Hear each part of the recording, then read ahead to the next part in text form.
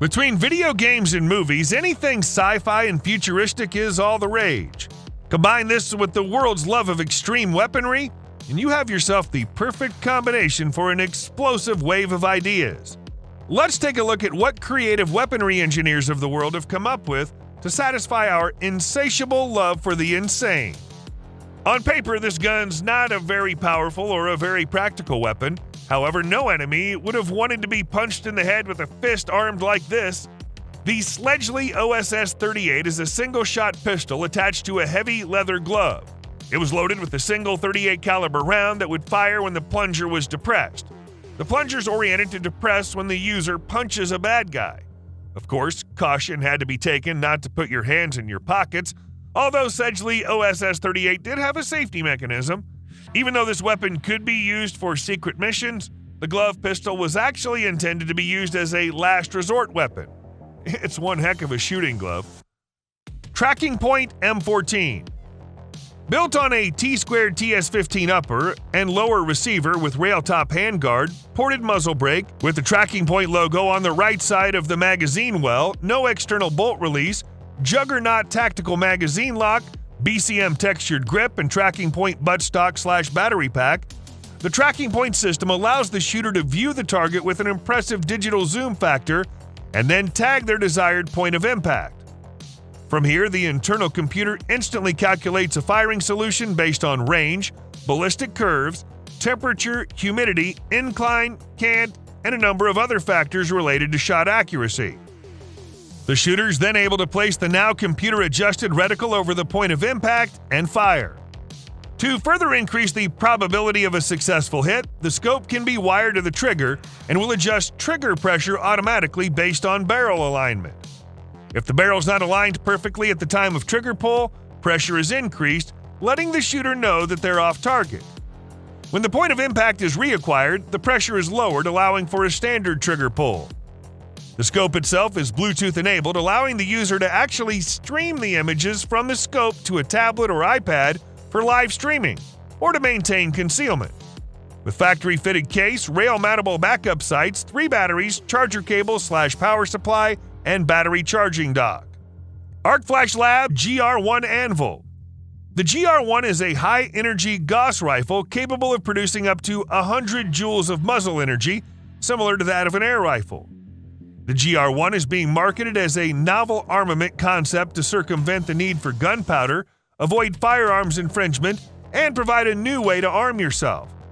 Better yet, Flash has put their GR1 Anvil into production, and it is currently available for pre-order. The Gauss rifle will be powered by a 6S LiPro battery, which will deliver 40 shots per charge via its 8 HV electrolytic capacitors. Each magazine for the Anvil can house 10 shots, and the rifle can be fired up to a maximum rate of 100 rounds per minute. While barely as powerful as a PCP air rifle, the technology shows promise and at the very least novelty. As to the efficacy of the GR1 as a weapon, you're actually looking at about 101 joules of energy on target, which is still just a few joules shy of 22 short. Corner shot. The corner shot is a unique handgun accessory that allows the user to aim and fire from around corners. The system consists of a rifle-shaped frame equipped with a camera, foldable screen, a mount for a pistol, and a joint at the midpoint that can be turned roughly 45 degrees left or right. Setting it up is as simple as securing a pistol in the mount and then zeroing in the camera as you would with a traditional optic. The corner shot can be purchased for civilian use and is compatible with paintball and airsoft guns. Beretta Neos. The Beretta Neos might look like a stage prop from the latest Star Wars sequel, but it's actually an accurate .22 pistol to cover multiple rimfire shooting needs. Once you get past its space gun looks, you find excellent human engineering. Beretta's done things with this pistol you simply cannot do with a centerfire handgun. The grip offers an excellent firing angle, the magazine's well made of good material, a solidly engineered feeding device. While the muzzle-heavy feel of the 6-inch barrel handgun is comfortable when firing offhand, the Beretta Neos isn't much more accurate than any other .22 fired that way, but it tracks well. A very nice 3-pound trigger aided in offhand fire. The Neos came into its own and earned the price of admission when firing off the bench rest too. HK MP7A1. The H&K MP7A1 is unquestionably a lethal weapon. It's killed many a terrorist. It's killed the career of Jerry Tsai, and it nearly killed Recoil Magazine. But the lethality of this gun isn't what makes it so cool, it's the design.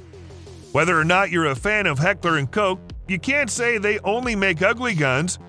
They're to the gun world what Lamborghini is to the car world, producing overpriced super guns, the pictures of which are frequently pinned up on the walls of prepubescent boys.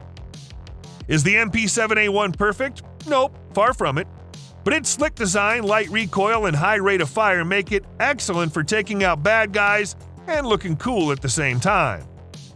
The MP7A1 is currently in service with the Navy SEALs and other Special Forces groups, and for good reason. HK XM8.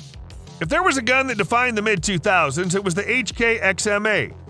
The XM8 seemed to grace the cover of every Tom Clancy game between 2005 and 2013.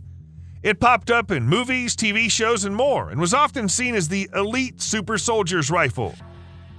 As most of you know, the XM8 began life as an assault rifle. Way back in the mid-90s, the U.S. military and HK were working on a weapon called the Objective Individual Combat Weapon, and this is where the XM8 originated from.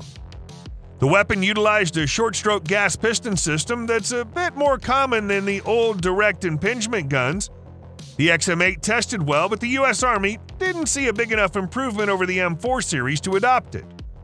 The testing caused the Army to look into how to improve the M4, especially the magazines, rather than adopt a new rifle.